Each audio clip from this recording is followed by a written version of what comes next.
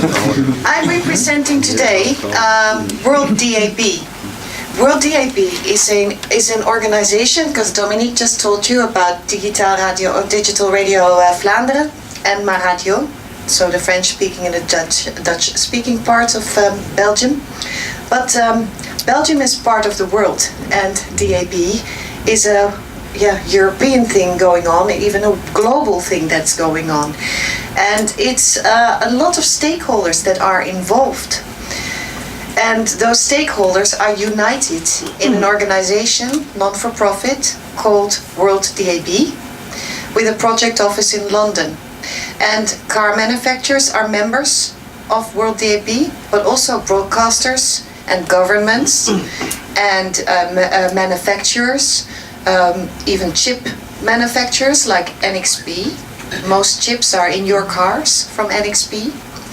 Other frontier silicon chip manufacturers, but also operators that operate or build the networks throughout the world to receive DAB+.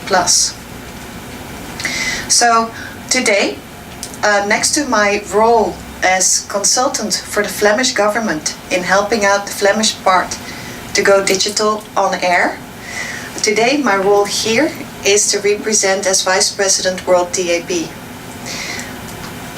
So if you look at Europe, because that's the place we are, 85% of all European people listen to the radio weekly. That's more than 630 million people, so it's enormous. And they listen nearly 2.5 hours a day. But we see something happening. We see that the distribution from radio shifts to digital.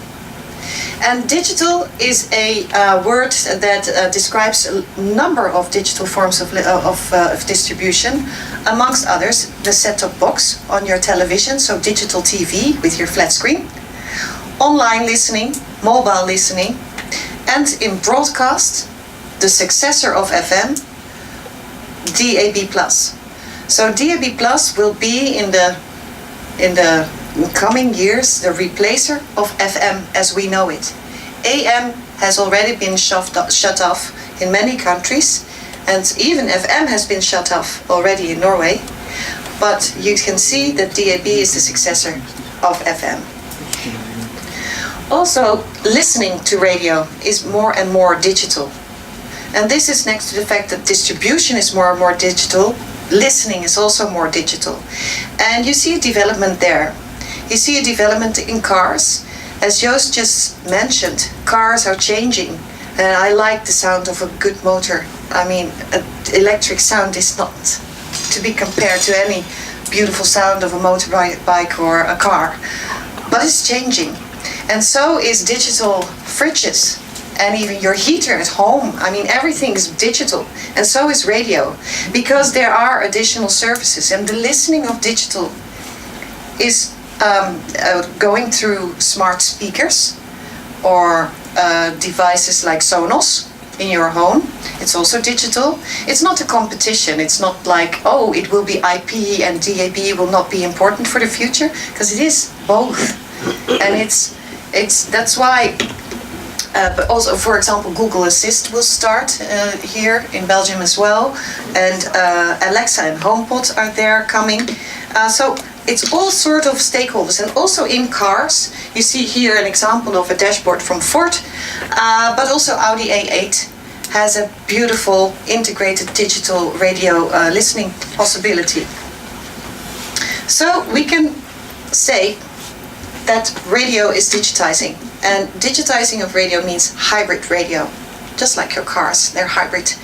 But it's hybrid because it's a combination between broadcast and IP. And this interoperability between those two is improving more and more into the future. Because what you can do with it now is switch between either IP listening or either DAB listening or FM listening even. But in the near future, and already in some devices, you can voice activate your DAB+ radio as well. So not on IP based, but through IP and the connection between DAB and IP, you can with your voice also in your car activate broadcast radio. And broadcast radio is important because it's more robust than internet.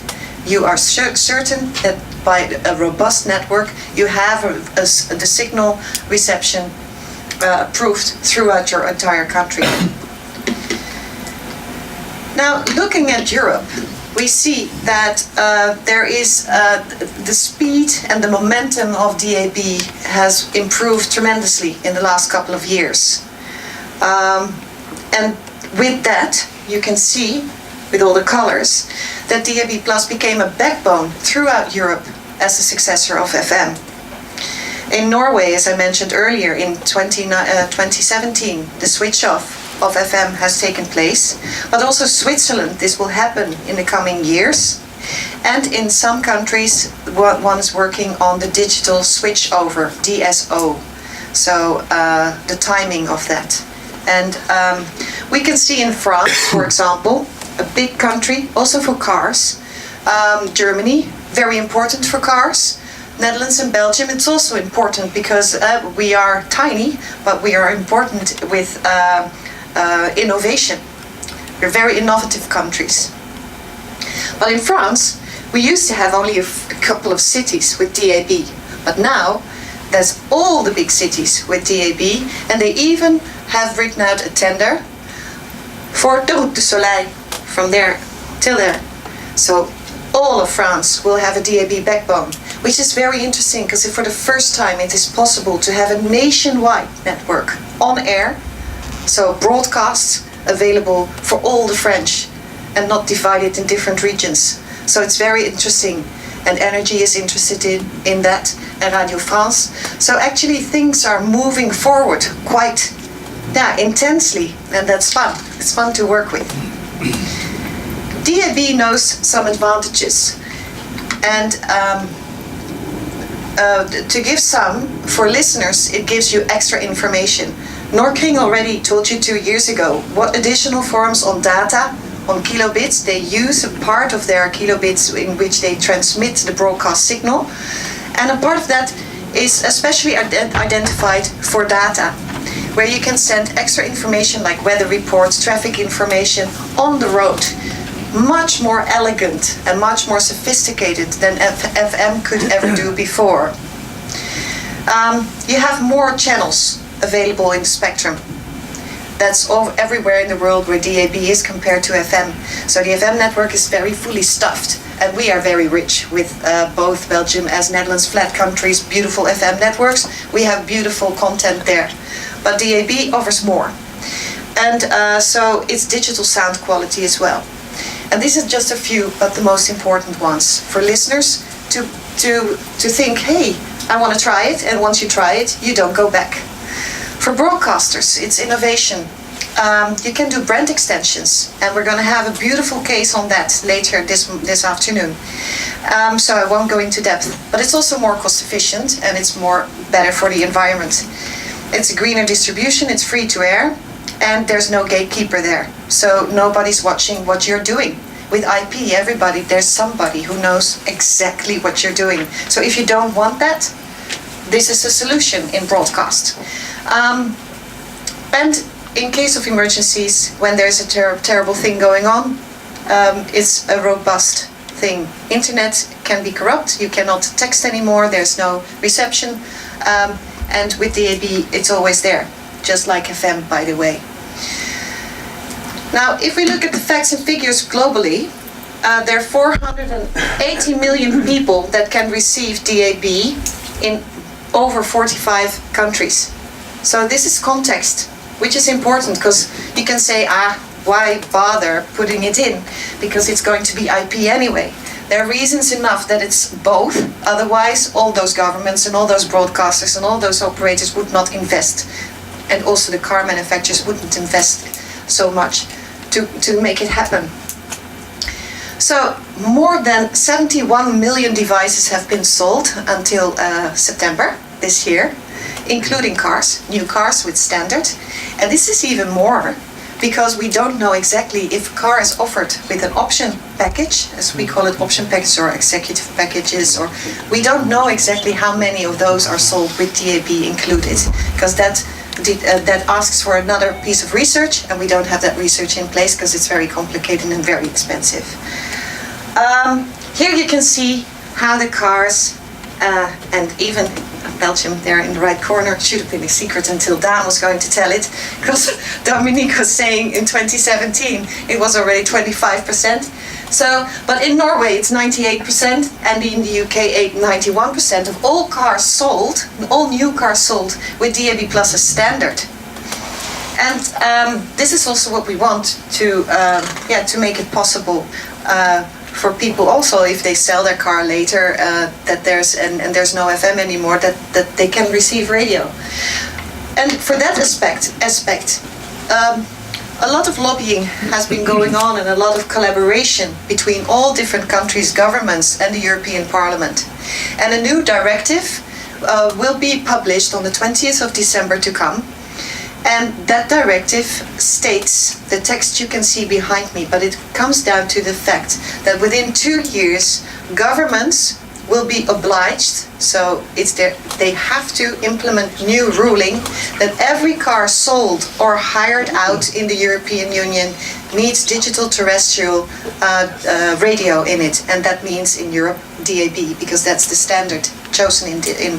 So we are talking on a manufacturing level about this and the user experience and the interfaces and the antennas on how to make sure that the best quality comes in all your cars. So this is a very important article, because this means within 2 years from 20th of December, it's obligatory to have DAB Plus in cars as standard. As you can see, we changed the brand look and feel. So we're now very proud, because this is a European, even global new brand implemented in different countries. Belgium, Austria, Switzerland will do it. Italy will adapt it within the coming months.